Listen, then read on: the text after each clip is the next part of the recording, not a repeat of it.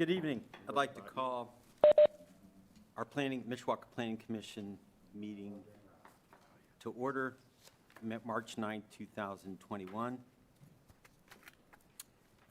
Carrie, would you call the roll? Chris Jamrose. Here. Murray Wynn. Here. Woody Emmons. Chris Dabalski. Here. Matt Lynch. Here. Nick Triola.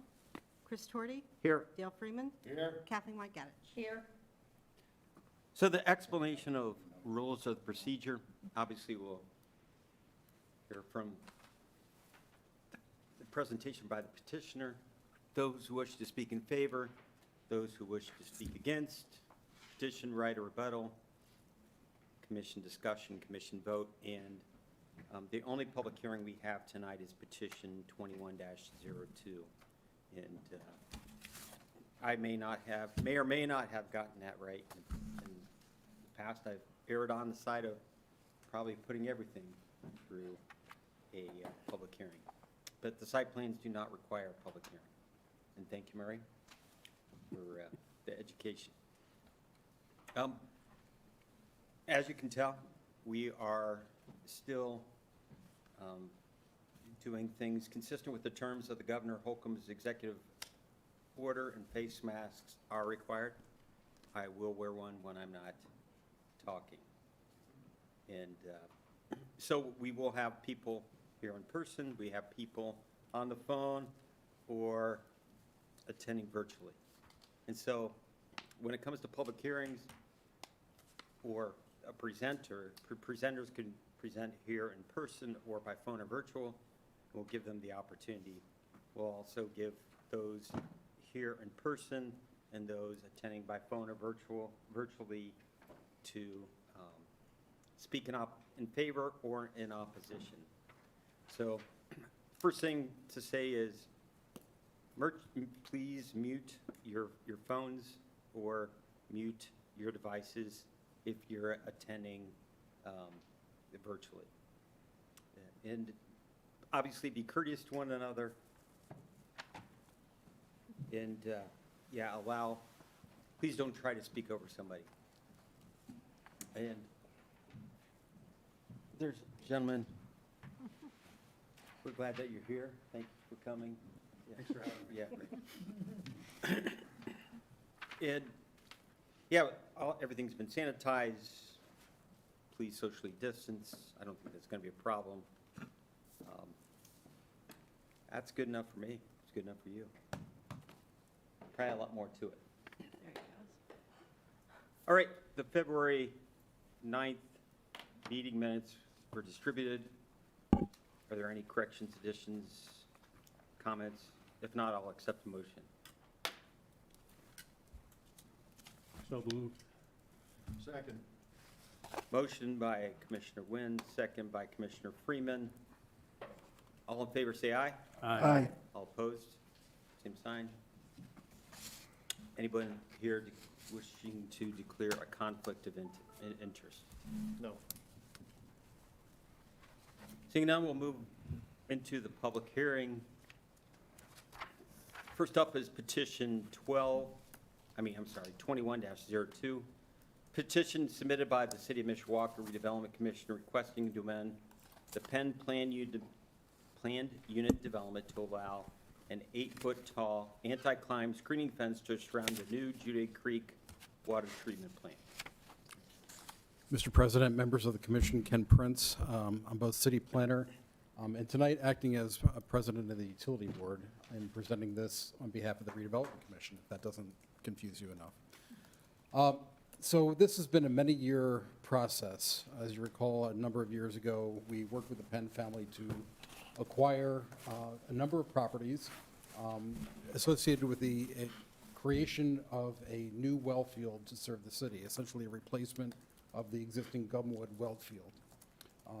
As part of that overall development plan for the properties, we widened Douglas Road and built Veterans Parkway, which extends north from Douglas to across Judy Creek and ends at approximately the site where the new well field will be constructed.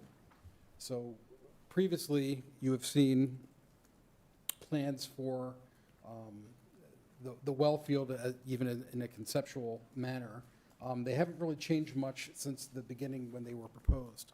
One of the oversights we had when we amended or created the PUD for this property was addressing the security fencing that we knew we were going to need for the well field. So as Derek is pointing out, we always knew we needed a fence around it. The ordinance currently permits a 7-foot-high fence on the sides and rear of the property.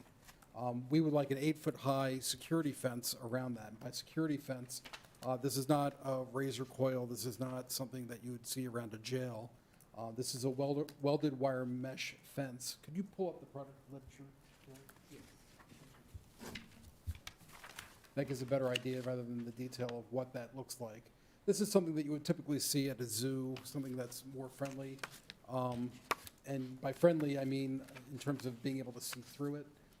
It looks a lot more finished than what a chain link fence looks like. And then the other part of it, and why it is high security, is the spaces between the welded wire mesh are small enough that you can't get your feet into them to get a foothold.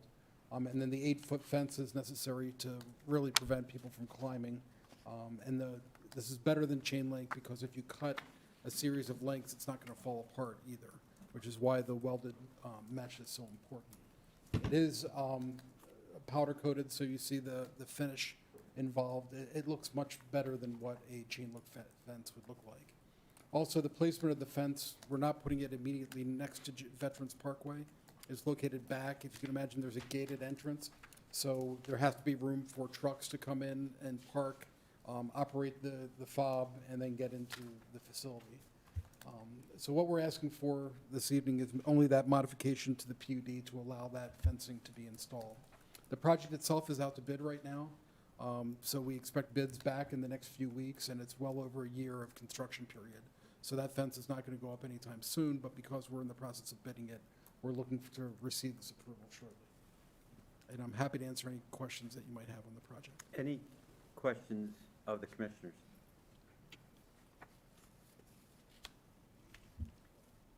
I have one, Ken, and that Yes. is, I mean, I understand the need for a fence of this magnitude, but can you explain that to folks who may be listening or?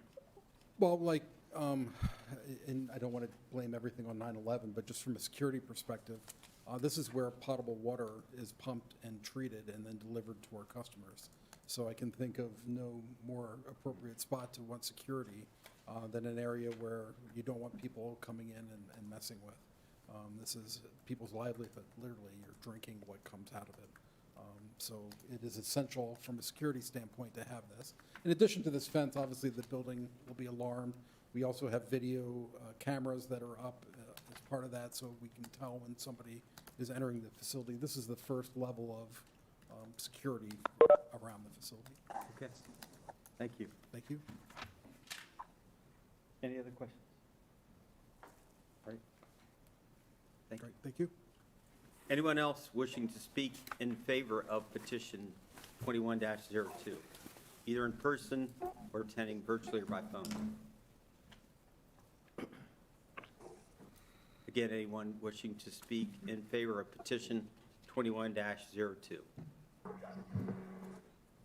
Hearing none and seeing none, is there anyone wishing to speak in opposition to 21-02, either in person or on the phone or attending virtually?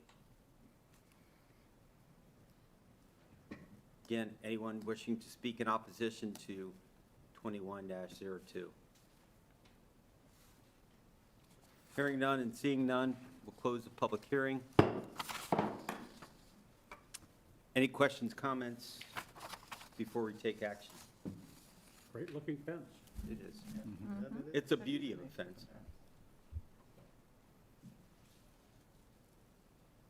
Other than a great-looking fence. Anything else? If not, I'll accept a motion. Mr. President, I move to approve petition number 21-02 as written. Motion made by Commissioner Torty, second by Commissioner Wynn. Carrie, would you poll the commissioners, please? Chris Chamorro? Yes. Murray Wynn? Yes. Chris Dabowski? Yes. Matt Lynch? Yes. Nick Triola? Yes. Chris Torty? Yes. Dale Freeman? Yes. Kathleen White Gaddis? Yes. And a beautiful fence it will be. Next up is site plan number 20-11, a request submitted for final site plan approved by City of Mishawaka Department of Redevelopment for the Judy Creek Wellfield and Water Treatment Plant to include 25,911 square foot building, water production facilities, and 4 well houses located near Douglas Road and Veterans Parkway. Mr. President, members of the commission, Ken Prince, city planner, here to ask for site plan approval for the Judy Creek water treatment facility.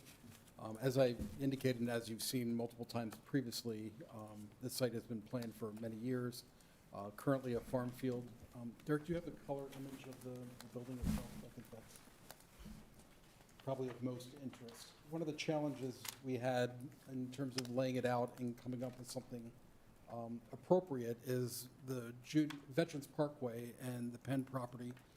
Long-term, we're looking at this as more of an Edison Lakes, it's Beacon Parkway. This is a developed area that we expect more development to happen around. So even though the well field itself does not require anything, I should say, aesthetic, we wanted to make this very utilitarian building be aesthetic and be part of what we consider to be more of a corporate park. Over time, if the recreation facility is ultimately constructed, there will be a lot of traffic that travels up and down this roadway, and we want to be an asset to what we believe is a future development area of the city. So DLZ has done a masterful job of combining a different block, stone, and metal, along with the glass and the wood beams to create, I hate to use this term, but almost an industrial, rural, modern character to the building. And we're really thankful for the creativity they had in putting this together. We think it really is going to lend itself to, particularly the golf course behind it. This is set back quite a far distance from the road. This isn't like the restaurants on Main Street you saw on the site plan. The winding drive that comes in around it, there'll be planted areas in front of it. It'll have more of a wildflower type feel to it in front of the building. I think all of that lends itself to that kind of golf course, more rural context of it. And in the foreground, you see one of the well houses. The well houses I would describe as small garages or large sheds. You're familiar with them if you've golfed at Everhart. But this is going to be a little different. We've worked with the leasee of the golf course. We're very cognizant of the look and the image. So these are cute little cottage-type sheds that will be used for the wells themselves. So this is the enclosure that protects the well itself. So there are 4 of these being constructed. One you see in the front there, the other 3 that are located on the golf course. As you see in the rear of the facility, it's designed for 2 tanks, as you saw in the site plan, but 1 would be constructed immediately, the tank on the rear of the facility by the golf course. Do you have the detail of that, Craig? The detail of the tank? I don't think. It's not a standard tank. It has a nice lattice structure around it that really gives it a feel. Again, in terms of being, trying to be cognizant of that aesthetic of the area, to me it looks more like a widened silo than it does a traditional metal tank in terms of providing the context or the connection to the area. So I'm trying to think what else is pertinent for the commission. The site itself, so we've designed the facility. Right now, when we immediately construct it, it'll be able to pump 8.5 million gallons a day of water from the facility, but it's designed to be increased to 12 million gallons over time. So there is expansion that's already built into the facility itself, and we believe this will serve our long-term needs of the city for the foreseeable future. We don't picture needing another well field for decades. So with that, that really kind of covers the site plan, only the one access in and out. There is a golf cart type access to the well field, to the well houses. That's meant to get a truck to service the wells themselves. And then we've done this all in concert with the play of the golf course, so these are not in the way. They are located between holes and off to the side. So again, we've worked very closely with the operator of the golf course on their placement. So with that, I'm happy to answer any questions that you might have. Any questions from the commissioners? Finally, any idea how large the first tank will be in terms of capacity? It is on the plans. I don't know that off the top of my head. So That's fine. not, Just curious. Let's bring up a well. Any other questions? Thank you, sir. thank you.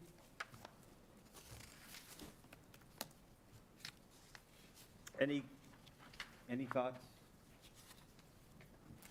Questions, concerns?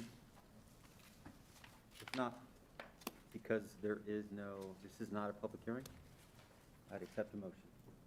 I move that we approve site plan 20-11. Motion to approve Second. by Commissioner Wynn, second by Commissioner, what's his name? Yeah, for real. I forgot your name, you came in. I know, it's because I came in late. You want to call the commissioners, please? Sure. Chris Jamrose? Yes. Murray Wynn? Yes. Chris Nabowski? Yes. Matt Lynch? Yes. Nick Triola? Yes. Chris Cardy? Yes. Dale Freeman? Yes. Kathleen White-Gaddich. Yes. And that passes unanimously. Next up is site plan 20-12, a request submitted for final site plan approved by approval by Mishawaka Utilities, acting by and through the City of Mishawaka Utility Board for the 150-foot Gumwood Tower located near Gumwood Road and Grandview Drive. Oh, it's you again. Yes, it's me again. Thank you, Mr. President, members of the commission. This is another project that you've seen in multiple times. You've approved the PUD amendment that allowed the tower to be constructed. As you recall, the tower placement was done in a manner to be centrally located to the Grandview development. What we envision happening is as the Gumwood well field is decommissioned. Derek, can you point to the property that's owned by the city? Just walk the outline of it? No, yep, the whole thing, the whole perimeter, right. So when you can see that and see how the Grandview apartments and mixed-use development has developed around it, over time, as the well field is decommissioned, the redevelopment commission is going to market the property for redevelopment. And at that time, we think it's going to develop very similar to what Grandview is. So by having the water tower in the center of it, it not only kind of insulates the adjacent single-family residential subdivision, but we also believe that because there's a certain amount of green space, and this is a dense development, that there'll be a walking path going around the tower. So when you look at the site plan itself, you can see, I know that's small. Derek, can you point to that's much better. So you can see this is a different type of decorative anti-climb fence as we committed to as part of the PUD. This is a steel picket or a aluminum picket. I'm not sure if it's steel or aluminum, but it's the standard black that you see more around a cemetery. And then it has the curved top that prevents the anti-climb from going over it. So again, no place to have a foothold over top of it. The access would be through a drive, as Derek is pointing out, from the existing Grandview. There is an easement in place to provide that access connection to the property. As part of it, this is a 150-foot tower, and then antennas would be potentially placed on top of it as well. The new graphic worked with U.S. sign crafters to create. It's very simple and elegant. That'll be placed on the tower itself. The area of the footprint is 250 by 250, and this is a long time to construct. If you can imagine the lead time to order a tank of this, I believe it's 18 months to 2 years to put up the tower itself, if I remember correctly. We do have landscaping below it that's shown on the screen here. There is a significant amount of grading involved. We did take bids on the project today. There are a number of alternates, but in general, this is a $7 million project for the city. So it is not a small project by any means. So that really covers the nuts and bolts. It's a 250-foot by 250-foot area. Like all our towers, there's room to access below it. Within the fenced area, that area has to be fenced because in the wintertime, there can be ice that comes off the tower. You don't want anybody near that tower to get hit by that ice. So I'm happy to answer any questions that you may have. Any questions from the commissioners? Thank you. Uh, Well, so- Sorry. oh, go ahead. Do you know if there's going to be additional pipe that's going to have to be laid for this? There is, so we are currently working with the developer for Grandview. When they had the Menards proposal, which our understanding is not moving forward, they had shown a drive and a spot where we can get in pipe from 23. So currently, their engineers are working on the place that we can put that pipe Just to be out of the way of their future development, not that we know what that is at this point, but that, yes, there is additional pipe required to serve the facility. All right, any other questions? Thank you, Mr. Prince. Thank you. Any questions, comments before we take action? If not, I would accept a motion. I motion to approve site plan 20-12. Motion made by Kathy White Gaddich, Second. second by Commissioner Boston. Thank you. Thank you. Carrie, would you pull the commission? Chris Jamrose? Yes. Murray Wynn? Yes. Chris Dabalsky? Yes. Matt Lynch? Yes. Nick Triola? Yes. Chris Torty? Yes. Dale Freeman? Yes. Kathleen White-Gadich? Yes. And that passes unanimously. Thank you for the assist on the name. Finally, site plan 21-01, a request for final site plan approval by 119 West McKinley LLC for a one-story, 4,650 square foot convenience store with fuel pumps located at the southwest corner of Main Street and West McKinley Avenue. Is there somebody here to present the petition? If not, somebody virtually or by phone. I'm Jeff Ballard with Dan Turner here virtually. Hi, Jeff. Thanks for coming. Thanks, Mr. President and members of the Plan Commission. My name's Jeff Ballard with Dan Turner and Associates, 1643 Commerce Drive in South Bend, Indiana. Thanks for holding meetings during this time of pandemic. I miss coming in and seeing everybody, but I do appreciate all your efforts. I'm representing 119 West McKinley LLC. The final site plan for Beckwoody Holdings, which is a 4,650 square foot convenience store with gas pumps. The planning department does such a great job of writing up the analysis that I'll just touch upon some major points with the site plan. Primarily, the site plan was, the property was rezoned to the appropriate C10. Also, we've done a minor subdivision to subdivide, gather up all the property for one lot here to accommodate this site. Access off of McKinley to the north will be a ride-in, ride-out. The center island in there will be a mountable curb for truck traffic, that comes in off of McKinley. We also have secondary access off of Rust, right there on the southeast corner. We're going to be limiting truck traffic out of that site onto Rust. So truck traffic will come in off of McKinley and leave onto McKinley. Again, I said we have this rezoned already. Our parking is up to ordinance requirement.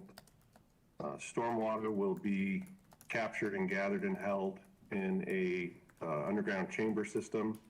We've been working with the engineering department to work out the finer details of that system.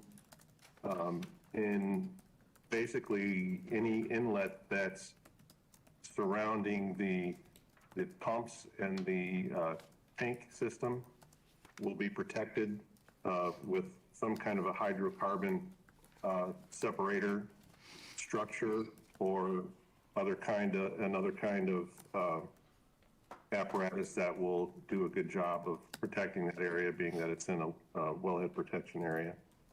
But we've worked out those details. We're finalizing those details, and we'll have plans submitted to engineering by the end of the week. I've been in communication with Adam Bowden with engineering, and also with Derek at planning.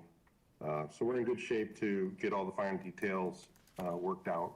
I think we're about 99% there, actually. The landscape plan was done by the actual architect firm that did the building. It's a very nice landscape plan. Honestly, it's more than we're used to offering based on the common ordinance that's in place. So I think that corner is going to be set off nicely with really appropriate landscape. The final user will be 7-Eleven. They're known for really doing a nice job with their sites and with their landscape and their ongoing maintenance of their properties. Lighting will be also managed to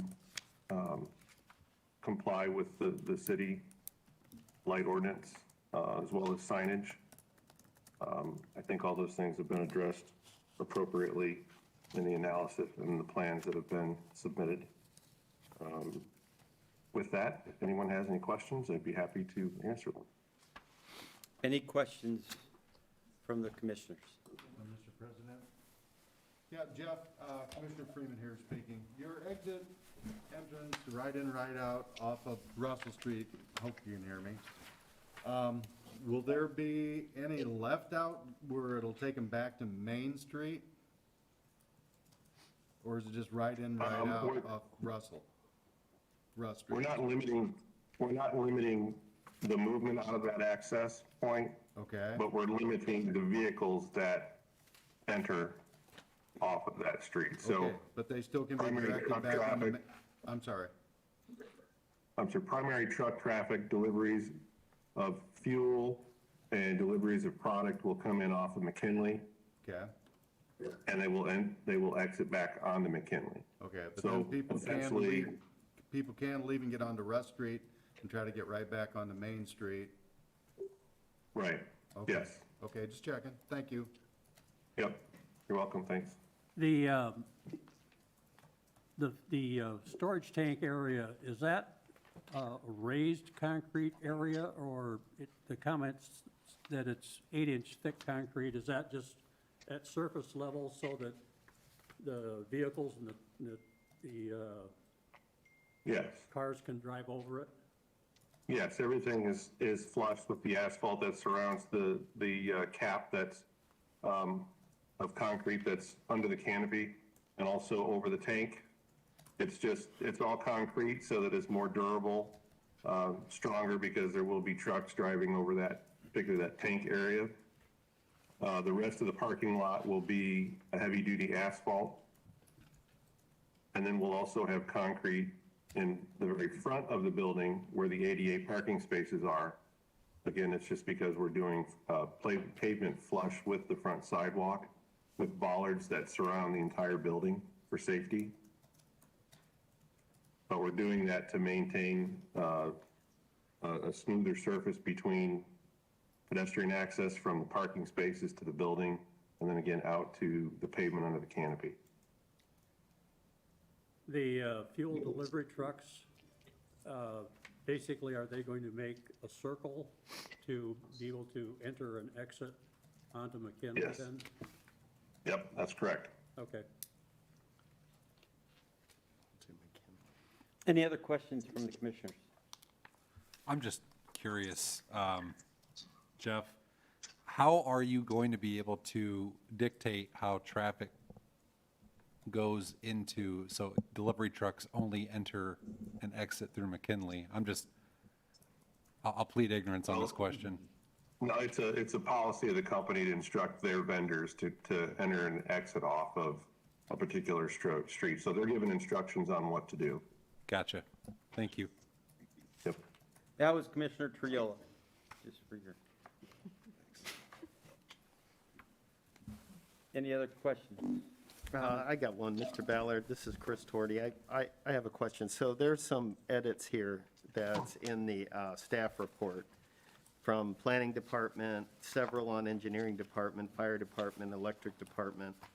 They're all written here, and I'm assuming that that all makes sense, and those are things you're planning to do. Is that correct? Yeah, we are 99% through that list, and the reason that so many comments were triggered on this particular set of plans, we had a survey that was generated by the client's surveyor, not our own office. So there was quite a bit of information that was left out from their survey. We went in and did our own survey to collect site data, but in order to keep schedule, we submitted the plans, and we just needed further detail to get a lot of those comments addressed. So that's why we have so many. Essentially, we knew the answers to those comments and had most of those comments already figured out. We just needed the data to finalize those. Gotcha. And you don't see any issues, major issues with anything remaining on that list, right? Oh, no, I've been in constant contact with engineering and planning, probably to the point where they don't want to hear from me anymore. But that's the way we tend to work with them, just to make sure that we're going step by step through their comments. Gotcha, understood. Thank you, Mr. Ballard. Thank you. Mr. Prince, no, they won't be able to pull a permit until everything is done, correct? Until the plan is finished where it can be recorded, that's correct. All right. You might want to repeat that, I don't have a microphone. Jeff wouldn't have heard that, I don't have a microphone, so you might want to. Repeat what he said. Yep, so unless all the things that were required in the planning department report related to all the issues are taken care of, you won't be able to pull the permit. Is that fair enough, Mr. Prince? Correct. Okay. Mr. Ballard, understood? Yeah, we understand that. They actually are going to be closing on the property next week. We're going to be ahead of them on that process. They'll close, and then we'll be approved, and then they'll come in to get their permits. Fantastic. Any other questions?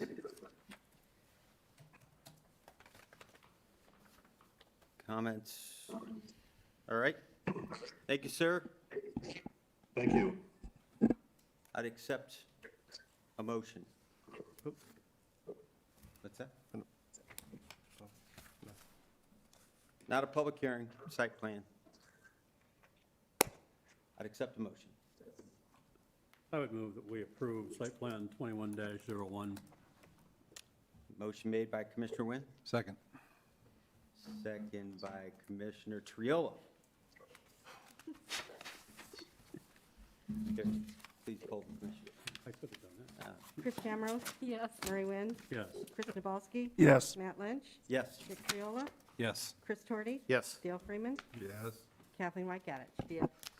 And that passes unanimously. Mr. Prince, any old business? No, New business? no. Privilege of the floor?